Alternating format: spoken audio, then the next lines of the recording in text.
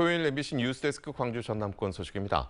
내년 국비 확보를 위해서 강기정 광주시장 당선인과 지역 국회의원들이 머리를 맞댔습니다.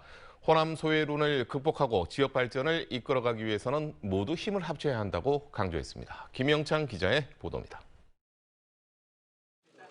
더불어민주당과 무소속, 정의당 등 광주 지역 소속 국회의원들이 광주에 총 출동했습니다.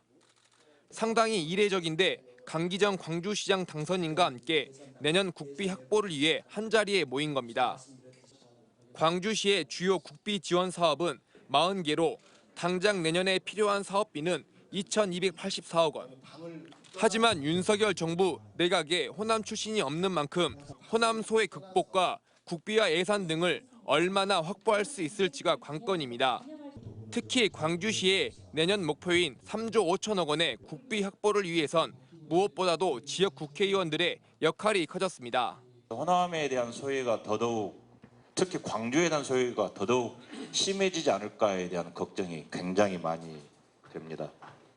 이 가속화되어질 수 있는 호남 소외에 대해서 어떻게 극복할 것인가에 대한 광주가 외로운 섬이 되지 않도록 정말 앞으로 우리 시장님과 국회의원들이 광주 지역에 대한 협치를 정말 그 머리를 맞대고 해야 된다는 것이 가장 큰 문제가 되고 혼연일체가 돼서 이번 지방선거에서 낮은 투표율에 대한 반성과 함께 광주 전남의 협치가 가장 우선시 돼야 한다는 주장도 제기됐습니다.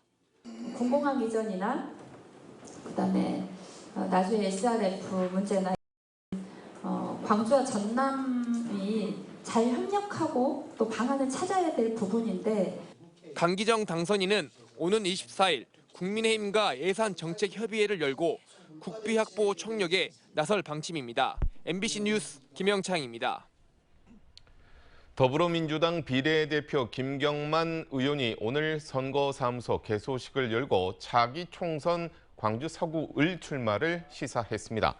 김 의원은 광주에서 정치 인생의 제2막을 연다며 서구를 위한 경제 전문가로서 중소기업과 소상공인을 넘어 다양한 국민의 삶을 살필 것이라고 강조했습니다.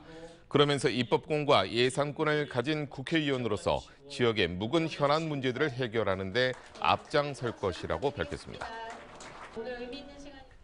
화물연대 파업으로 광주시청 야외음악당에 임시 주차 중이던 기아 완성차 400여 대가 목포항으로 옮겨졌습니다.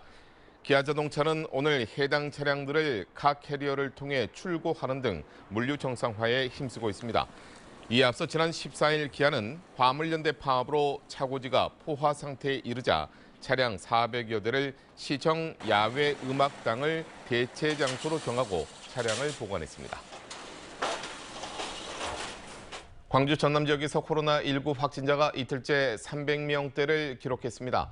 방역당국에 따르면 어제 광주에서는 기존 확진자의 접촉 등 산발적 감염으로 135명이 확진됐습니다.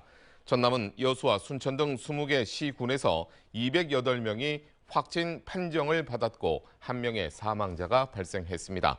이에 따라 코로나19 관련 누적 사망자는 광주 563명, 전남은 475명으로 집계됐습니다. 전남 구례 화엄사가 시민들을 초청해 요가 대축제를 열었습니다. 올해 요가 대축제는 500여 명의 시민이 참여했고 한국에 사는 인도인들이 참여해 전통 춤을 선보이는 등 문화 교류도 이루어졌습니다. 이외에도 화엄사는 참가 시민을 대상으로 사찰 음식과 야생차 체험을 하도록 하는 등 사찰 문화도 알렸습니다. 대한양궁협회가 2022 양궁 월드컵을 개최한 광주시에 감사패를 전달했습니다.